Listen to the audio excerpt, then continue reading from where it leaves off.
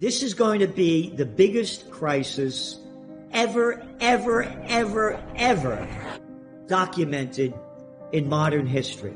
Take 2008-9 crisis, multiply it times 1.5. This is going to be 50% worse, 50% deeper, 50% longer. Something is going to break, and it's going to be a major headline, and it's going to be like a panic event. That it always happens, and so this is coming. This is coming in the next 90 days, and it'll be a front page headline, all right? Let me just make it easy for people. The reason why is because you had easy money for 14 years, and you just took all the easy money away. We have swelling global debt. It's ballooning, and it will continue to balloon until we get a bursting of that debt bubble, the debt market hyper bubble, which is being fueled by design. The larger they can make the global debt bubble, the bigger the bang. A crash like this, you'll see 3 waves of crash. What we've seen is the first wave down. And of course, that's the most important one, because if it's 10 or 20%, then it may not be the beginning of a larger crash. We can always go to new high. This one was 35% on the NASDAQ, 25% on the S&P. So that 30% plus range qualifies it as yes.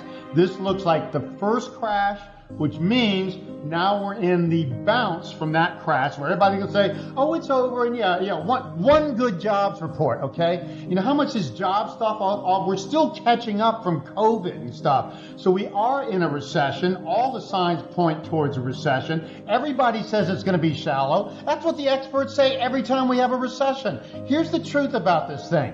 This recession, it started in 2008-9, which is really more a depressionary period from such a bubble of such a magnitude. That should have been deeper and longer. That crash should have gone into mid-2010 and been a lot deeper. Stocks should have been down 80%, not 50-some%. So they blew us out of that. Now, despite stimulus, they overreacted to COVID, which was a huge mistake, because now they have to tighten because they overreacted to COVID, and COVID is a temporary crisis by definition, not a long-term crisis. But the economy is getting weak again. Now I'm just let people figure something out for yourself real quick. Let me tell you what happened during COVID. $5.1 trillion in fiscal stimulus and $5 trillion in monetary stimulus in 2 years, almost half of GDP, and we're already falling into a recession again despite that, okay? It shows what I'm saying. The economy is weak because the baby boom peaked back in 2007. We're in the weakest part of that downturn demographically, the biggest demographic downturn in history, until about 2024, still a year and a half from now before we start to recover. So this downturn is going to have to be deep to wash out all the debt and all the bubble stuff. We can't just come roaring out of this and say we're over it. This is the first wave down. We may be close to the end of this bounce. So consider, here's how it goes. A first wave crash down, 2-wave counter trend, okay? Retraced 40 to 50%. We retraced about 40% now, so this could be over soon. Then you get the next wave down. That's called the 3 wave. That should be the same size and length of this wave or more. So we're probably going to see another wave down from sometime this month into January of next year. And if the market's down into January 2023, just the January indicator would tell you the whole year is going to be down. So that'd be the next wave. Then you'll get a bounce, and then the final wave will come into late 2023 or early 2024. That's what you should expect after a bubble of this magnitude, especially one that's been stretched and stretched and stretched. The economy's never been able to wash out all this excess. $600 trillion of financial assets that are more overvalued than any time in history. Frankly, and I show this in my newsletter to tell our subscribers, is we have $600 trillion now in financial assets, 6.5 times GDP globally, and that normally would be 2 times GDP in normal time.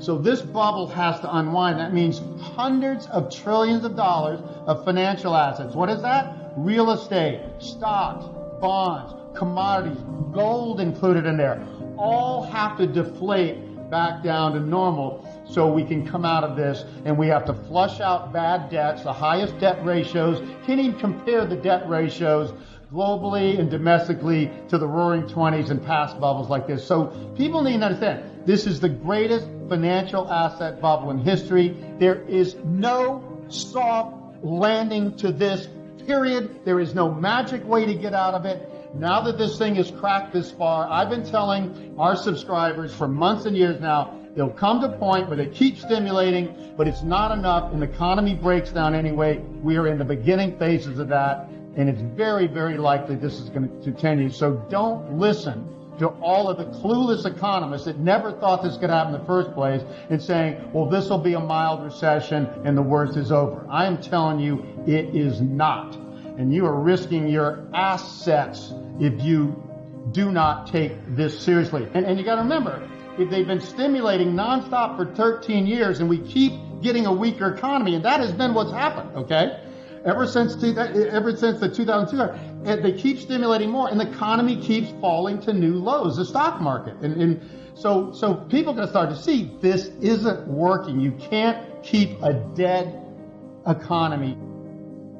They got sudden inflation because they created the biggest bubble in financial assets in history.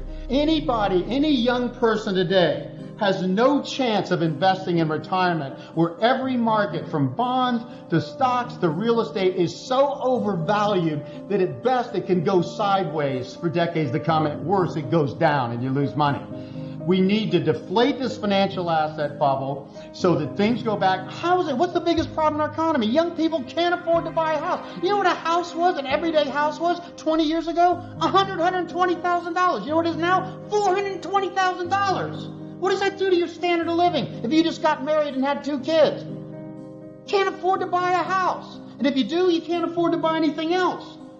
And interest rates are artificially low when they go back to normal levels because government's pushing that. Then all these mortgages and stuff are going to cost more. They have basically been living in an artificial economy. You don't get something for nothing. You can pump it up for a while. Hey, I tell people it's this simple. If I want to feel good today, I can feel good. I don't care how bad I feel. All I got to do is take heroin or cocaine or something or 10 cups of coffee and I'll be up. Does that work? Is that healthy? No.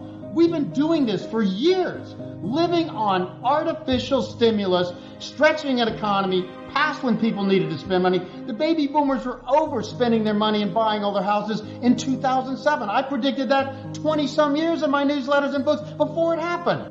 Mark my words on this and shoot me if I'm wrong. Next few years, housing in the United States is going to go down 50%. You know what? People said that couldn't happen. It already went down 34%, and I predicted that, okay? Already went down 34%, more than in the Great Depression, not because the economy was worse than the Great Depression, nowhere near that. It's because we didn't have a bubble back then. You couldn't buy a house with no money down, with damn near zero rates and speculate like you could. In the roaring 20s, in that bubble boom, a house you had to put 50% down, and the longest mortgage you could get is 5 years with a balloon payment. That's what's different now.